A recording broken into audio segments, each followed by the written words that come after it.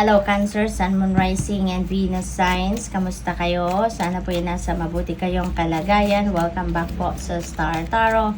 Kung bago kayo rito, welcome din kayo. Thank you sa inyong support. I truly appreciate it. God bless you all. Cancer, paunang mensahe po ninyo ay final period of frustration, lessons to be learned. Ayan. So kung ano man itong sitwasyon, na will make you frustrated for sure, meron kayong maraming lessons na matutunan from that situation. Kaya yun na lang ang titignan ninyo, wag na kayong mabwisit, wag na kayong malungkot na meron mga ganong pangyayari kung meron man, because there is a purpose, diba, for everything. At dito sa specific na sitwasyon na to, meron kang lesson na dapat matutunan from that, na mahalaga yan sa inyong future journey. We have 3 affairs with your family. Ayan, maaring yung frustration na yan, related sa family affairs na inaasikaso ninyo, baka meron ditong kapamilya kayo na alam mo yun, may epal, may kapamilyang nagsusutil-sutilan, stubborn siguro. We have chain of events that will affect your life. Yan, parang may domino effect, Baka yung frustration na to, magkakaroon ng iba't iba pang epekto, sa iba pang parte ng buhay ninyo, Cancer. We have marriage. Ayan. So, maaaring related yan sa inyong person, Baka yung frustration na yan could be related to the marriage itself, or baka sa person ninyo mismo. Baka meron lang kayong hindi pagkakaintindihan. Merong, alam mo yun, you are not on the same page. Maaring ganun ang sitwasyon. We have Apple, temptation will test you. Yan. This is a test of faith. Test ng kung gaano kayo katatag, katibay,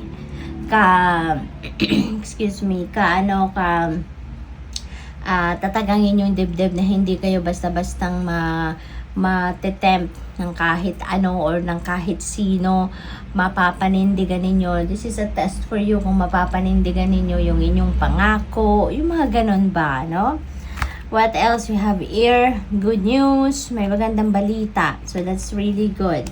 Kasi maaaring ito na yung hinihintay ninyong news, regarding siguro dito sa family affairs na inaasikaso ninyo. So that could be it. What else? We have younger woman. You may be dealing with a younger woman, or maybe you have a relationship with a younger woman. So maaaring kapamilya pa rin ninyo. Maaaring anak ninyo ito, pamangkin, nakababatang kapatid, yung mga ganun ba. So maybe ito this could be someone, na ito yung maghahatid sa inyo ng frustration. Baka ito yung magiging puno ng lahat ng ito, na yung mga chain of events na to. Baka sa kanya manggagaling. Cancer, napakaswerte ninyo pagdating sa pera. There is an energy of the boat. There is money or property through an inheritance, winning or windfall. Wow! So, i-align nyo na yung inyong sarili dito, yung lahat ng inyong energies, kasi merong parang massive amount of money na paparating, Maaari din na galing ito sa mana, may pamana sa'yo, o baka panalo, baka mananalo na kayo sa lottery, sa STL, sa raffle, casino, game of chance, whatever this is, Baka sa mga game of chance manggagaling ang inyong pera, or, this is a windfall of money. Hindi ito bunga ng inyong pagtatrabaho or pagsisikap or investment, This is definitely a windfall of money. Archway, there are new opportunities and possibilities and paths opening up for you. So, maaaring yung financial blessing na to, maaaring yan ay magbubukas ng maraming pinto, para sa'yo, bagong opportunities, iba't ibang klaseng opportunities siguro ang hatid din ng kaperahang ito sa inyo. So, good luck. Okay, kahit vacation, so maybe ito yung kailangan ninyo sa ngayon para nang sa gayon makapag-relax naman kayo. You're such a hard worker, very compassionate kayo, kaya marami kayong taong natutulungan, marami ding stress sa inyo, no? Na nandiyan dyan, lalong-lalo na pagdating sa pamilya, marami siguro kayong inaasikaso, you know? Kaya kailangan ninyo muna ng pahinga, okay? Take a vacation para makapag-recharge kayo. We have Rooster.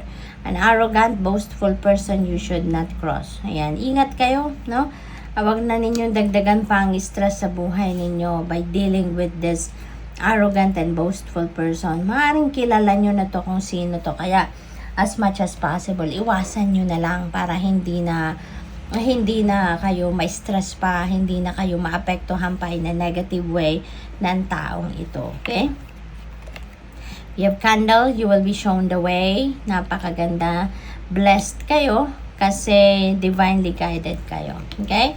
You're spiritually guided. Binibigyan kayo ng